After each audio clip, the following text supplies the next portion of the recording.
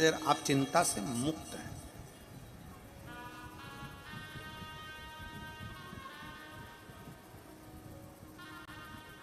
सारी व्याधियों से आप दूर हैं, सारी चिंता से आप दूर हैं। चप्पल पहने, घर चले गए, घर पर जितनी देर बैठे, घर पर जितनी देर रहे, जितना समय घर पर दिया है उतनी देर आप जितनी देर घर में बैठे हो, कहीं बेटों की, कहीं बेटी की, कहीं पत्नी, कहीं पति, कहीं नाते, कहीं रिश्ते, कहीं कुटुंब, कहीं कबीला, इन सब की चिंता व्याप्ति रहे। इन सब की चिंता व्याप्ति रहे।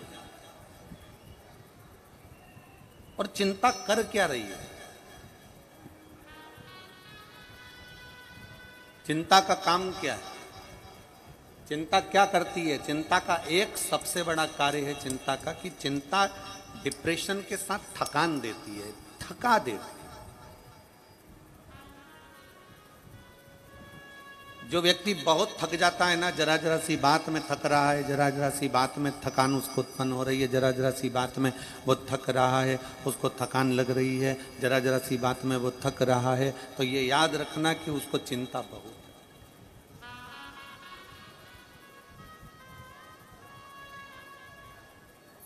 शिव महापुराण की कथा एक बड़ी सुंदर बात कहती है कि आप कैलाश पर्वत नहीं आ सकते, कोई बात नहीं। आप कैलाश नहीं जा सकते, कोई बात नहीं। आप केदार नहीं आ सकते, कोई बात नहीं। आप अमरनाथ नहीं आ सकते, कोई बात नहीं। आप बद्रीनाथ नहीं आ सकते, कोई बात नहीं। आप कैलाश मानसरोवर नहीं आ सकते, कोई बात नहीं। शिव महापुराण की कथा कहती आप भले कैलाश पर मत आओ, पर एक काम करो, मैं कैलाश पर रहता हूं तो मेरा नाम लेकर अपने दिल को कैलाश बना लो। मतलब कैलाश से क्या मतलब है कि अपने मन को ठंडा बना लो। कैलाश का मतलब है अपने मन को शीतल बना लो। कैलाश का मतलब है अपने मन को शांत बना लो।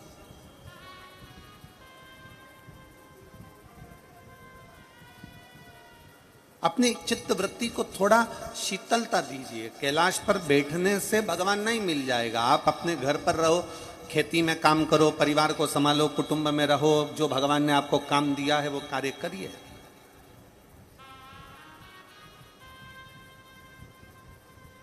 आज हम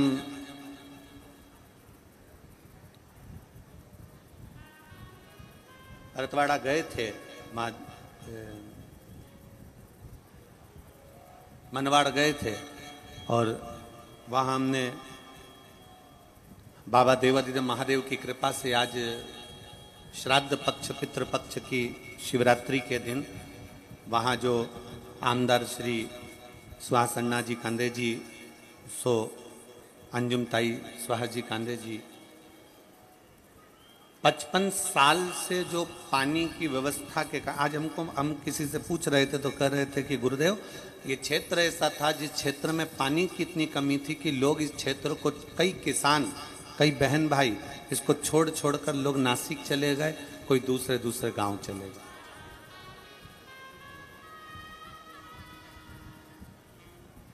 आज जब हम गए वहां पर हमने देखा कितना सुंदर मशीनों के द्वारा पानी खींच कर लाकर एक जगह स्टोर करना, और स्टोर कर कर फिर पूरे क्षेत्र में, पूरे नांदगांव और पूरे मनवाड़ क्षेत्र में घर घर तक, किसानों तक वो पानी को भेजना, ये बाबा देवादिदेव महादेव का ही कोई भक्त कर सकता है, इसके सिवाय नहीं कर सकता। मैं माननीय आमदार जी को बहुत बहुत साधुवाद देता हूँ, बधाइयाँ देता हूँ। स्वंजुम ताई जी को भी बधाइयाँ देता हूँ कि ये व्यवस्था जो दी गई है, जो लोग अपना गांव छोड़कर दूसरे दूसरे, बहुत बहुत साधुवाद है आपको, बहुत बहुत बधाइयाँ, दूसरे दूसरे गांव जा रहे थे पानी के चक्कर में, और आज भगवान शंकर के ही कोई भक्त, हम तो कहेंगे शिव का ही आप भक्त का रूप धरकर भगवान शंकर की ही गंगा को खींचकर इस नांदगांव वासियों के लिए लेकर आ गए। उसके लिए साधुता है आपको, उसके लिए साधुता है।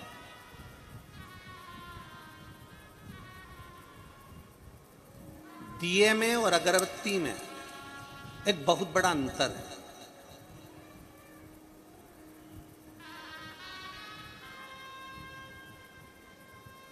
बोलो री मेरी जीजियों, सही है कि गलत है? दीपक में, दिए में और अगरबत्ती में बहुत बड़ा अंतर है।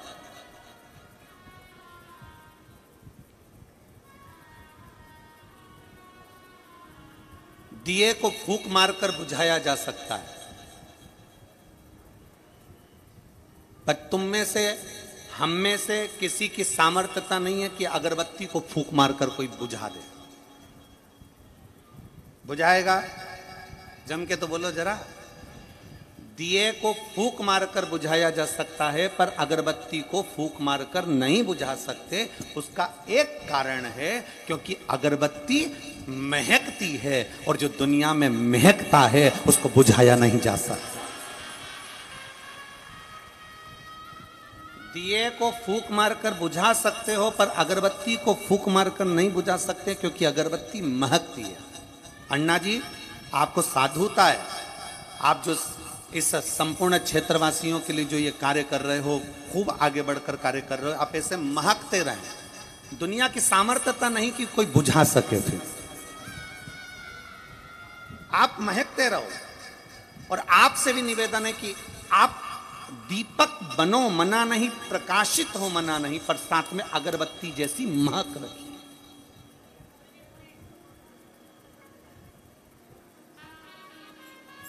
अगरबत्ती को बुझाना साधारण नहीं है। अगरबत्ती को बुझाना कोई साधारण विषय नहीं है।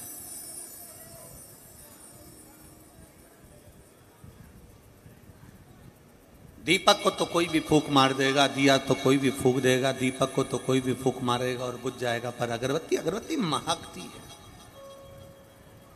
दुनिया को सुगंध देती है। आप अपने लिए और दुनिया के लिए दोनों में अंतर है कि अपने लिए बाद में जियो, पहले प्रयास करो कि हमारे नज़दीक में अगर कोई भूखा है, प्यासा है, हमारे घर के पास में कोई तकलीफ में है, तो उसके लिए भी थोड़ा जीने का प्रयास करो। और वो सुखी है ना, तो आप सुखी हो। हमारा सनातन धर्म कहता है घर में बनने वाली एक रोटी हम गौ माता को देते हैं।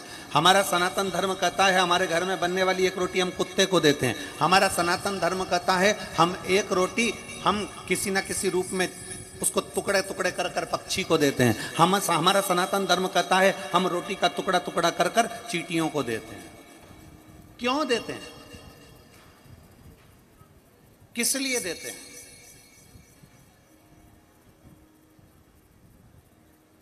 किस लिए दिया जाता है? वो देने का कारण क्या है? क्यों देते हैं? किस लिए देते हैं? कभी विचार करा आपने?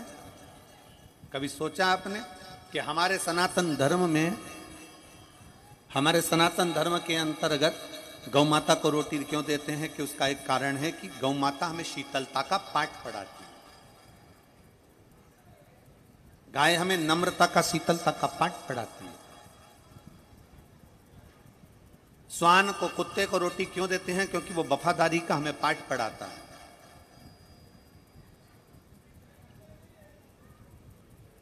हमें तो ये बात समझ में नहीं आती आज तक भी कि किसी ने कहा कि संगत का रंग जल्दी आता है।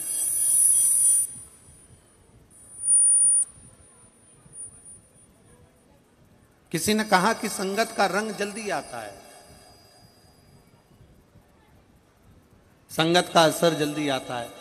हम कहते हैं अगर संगत का असर आता है तो संगत का असर दिखता क्यों नहीं है? अगर मान लो किसी संगत में पड़े हो, किसी बेवड़े की संगत में पड़ गए तो तुम बेवड़े हो गए, किसी जुआरी की संगत में पड़ गए तुम जुआरी हो गए, किसी गलत व्यक्ति की संगत में हो गए तो गलत हो गए। तो हम कहते हैं संगत, आज के जमाने में हम कहते हैं गौ माता की संगत करोगे तो गौ जैसी शीतलता लेकर आओ।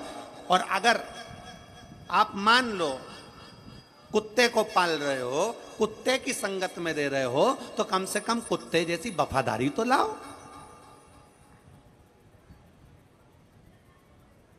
संगत का अगर असर करना है तो गौ माता जैसे गाय के साथ रहो तो शीतलता लेकर आइए।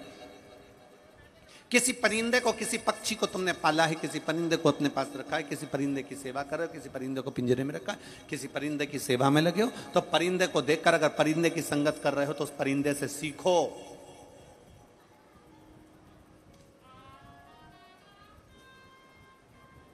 कि वो उड़ान भरता है, उड़ता है, उड़ता है, उड़ान बढ़ता है और आखिरी में उड़ने के बाद वापस घूम कर यहां आकर बैठ जाता। परिंदा हमें बता रहा है कि शीतलता पाने के लिए, मन की शीतलता के लिए तुम उड़ो, मना नहीं, बहुत ऊंचे उड़ो, पर उड़ने के साथ में थोड़ा अपने लिए भी जियो, अपने लिए आनंद के साथ जियो, थोड़ी शीतलता अपने भीतर। चींटियां कह रही हैं कि देखो हम क्रम में चलते हैं। चींटियां कैसी चलती है? लाइन में, एकदम क्रम में चलती हैं। चींटी के पीछे चींटी, चींटी के पीछे चींटी, चींटा चींटी, ये सब क्रम में चलते हैं, सब लाइन में चलते हैं, सब क्रम में जा रहे हैं, सब लाइन में जा रहे हैं। चींटियां